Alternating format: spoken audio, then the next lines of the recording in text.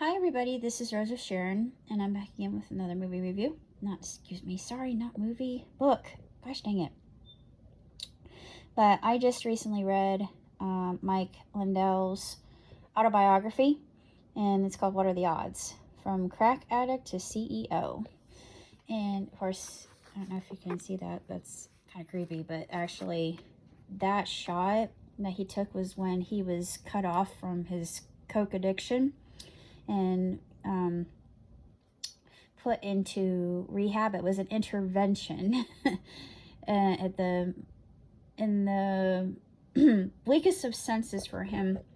And Mr. Lindell, he went through the absolute ringer, and I'm not going to go through what he went through, but this man, yeah, he went through quite a bit. And yeah, there's a picture on the back of him, and then him as a boy, but I like the holographic covers. Sorry, I just think that's really neat. I've always loved holograms ever since I was a little girl, so I'm gonna play with it a little bit. Woo! Sorry, I'm just a big kid. But anyways, if you want to read a very inspirational story, then this is the one. And then it hit me. There was a scripture in this book that two scriptures I should say that encapsulate my entire life at this moment. And one of them is Jeremiah 29 is, for I know what plans I have for you, life to prosper you and give you hope. I think I paraphrase, but see what the other scripture is in this book. I don't want to give away anything here. Here it is. Trust in the Lord. Here it is. Proverbs. Trust in the Lord with all your heart and lean not on your own understanding. In all your ways acknowledge him and he shall direct your paths. Yeah, that's Proverbs. And I'm like, yep, that's true. Trust in the Lord. Lean not on your own understanding. His ways are higher than yours. And that's always boomeranged. It has always done that. And it came to me at a time where I find myself just becoming better and doing my best to just overcome a lot of my foibles, I guess you could say, my flaws, which I have a few. I'm not gonna lie about that, but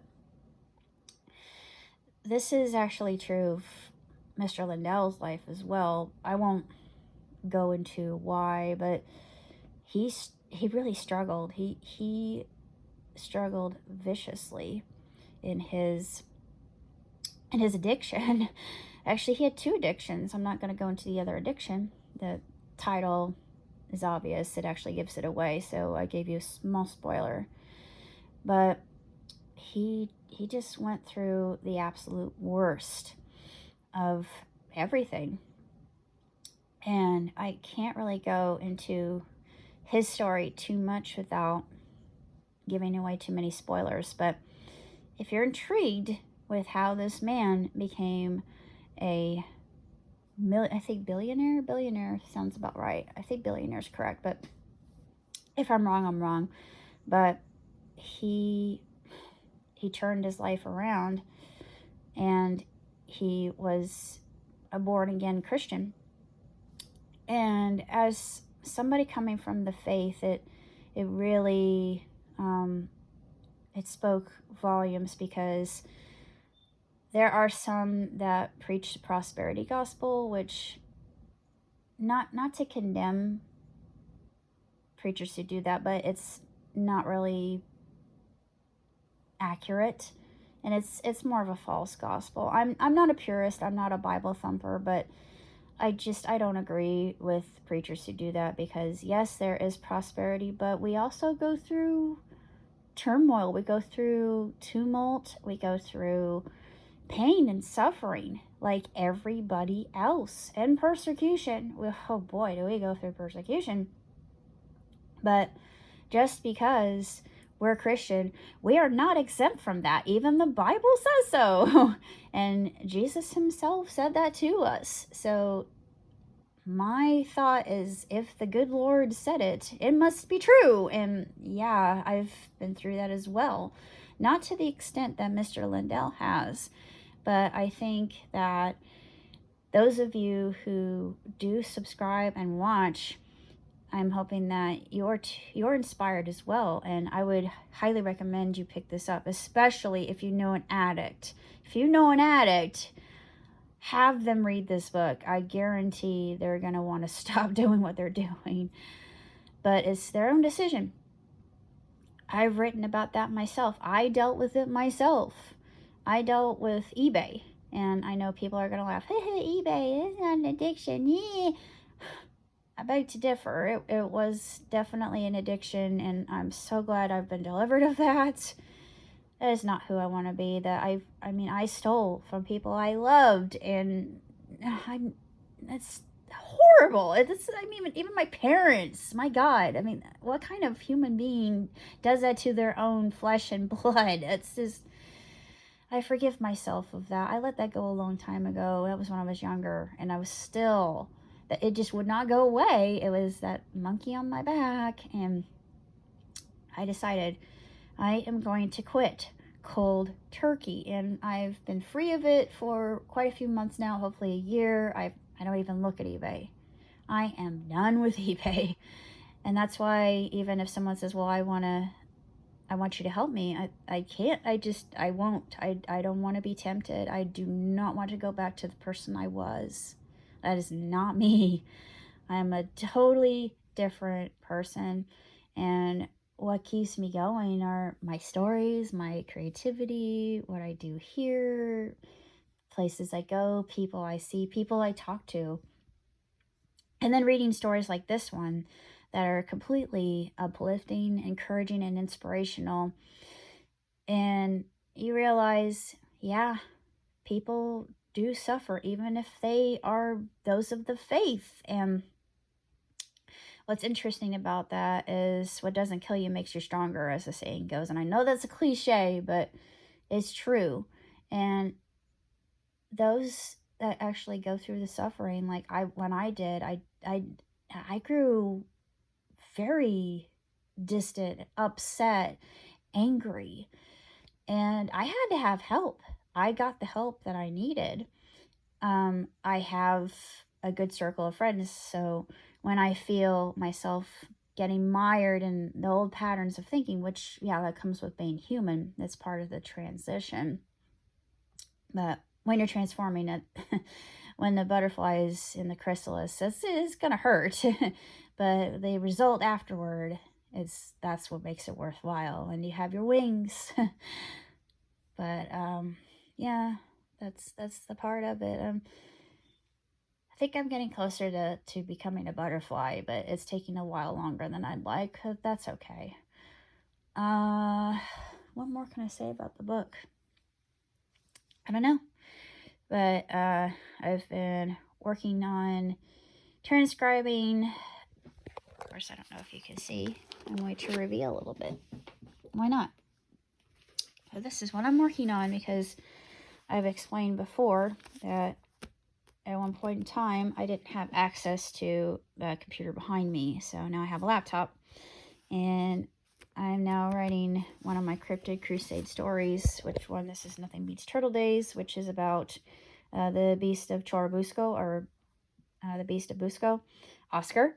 If you know anything about him, he's a cryptid, supposed cryptid.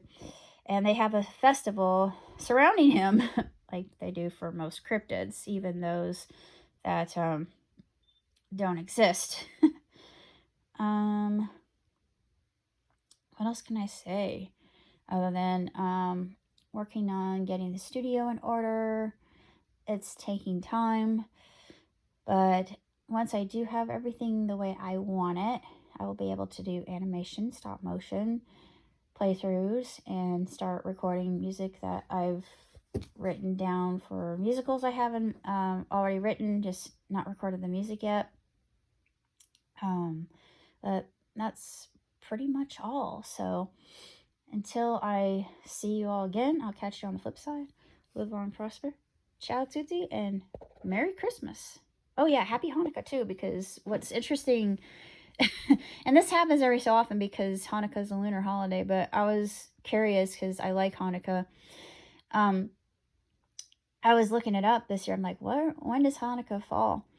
And strangely enough, it falls around the same time as Christmas. I'm like, yeah, that's definitely interesting and fun. So, for those of you who are Jewish, yeah, I'm wondering if you have friends who are Gentiles, are you going to come and join our festivities? Because you're more than welcome, and vice versa. I only sang Hanukkah songs like 1 year, and we were lighting the menorah at our church. That was really cool. I love that. That was fun. I learned so much, and I understand why it's important. And I know I've said this once before, but it's all about hope. It's about miracles and hope and the light and the darkness, especially the Festival of Lights itself, which I love. This the whole concept of the light and the darkness. There's so much to be said about that, and light always dispels darkness, no matter what, and it's going to shine, no matter what you do to it. So I adore that, and I'm kind of schmaltzy, but this time of the year, one of my favorite things to do is go light peeping, and just to see the multicolored lights, and just it's like magic. I don't care how old I get, I'm always going to be taken by surprise no matter what I see. And gives me so much happiness. I know it's a small thing, but I cannot look at Christmas lights and be upset. I just can't. Christmas decorations, I'm going to be happy no matter what. It's a small thing, but um I look at that and I think, yeah, we're all lights in and of ourselves. And I think what Mr. Lindell proved, that even at his lowest of lows, God put everything together for him in order to overcome. And it proves that even if you find yourself in that pit, much like Joseph the dreamer did, and I relate so much to him, but um there's going to be a ladder. Eventually, there's going to be a ladder. You'll get pulled up from the pit. And yeah, that it might take some time, but you will see the light. The light is always surrounding you. But yeah, especially with the longest day coming, the solstice, I think of that too. And the solstice doesn't make me sad. It does make some people sad who have seasonal affective depressive disorder, but it does not. I can't. I can't be sad about that. I think, yeah, this is just a passing of the season, and it's another special time for me. It's become very special, and it's very spiritual, and people don't realize that. People aren't aware of the whole purpose of the solstice, and it's just a beautiful time of the year, I think. But I just wanted to update you guys and let you know how I am, how things are going, and I'm excited. I can't contain my excitement. But I will be putting more up here on YouTube that you can enjoy and share. And hopefully you will have gotten a smile, maybe some laughter, maybe shed a tear. And I hope that you have a very blessed holiday season. Have a happy, happy, happy, happy holiday. Merry Christmas, Happy Hanukkah, Happy Kwanzaa, peaceful Ramadan, and everything between. So until next time, live on prosper. Ciao, Titi.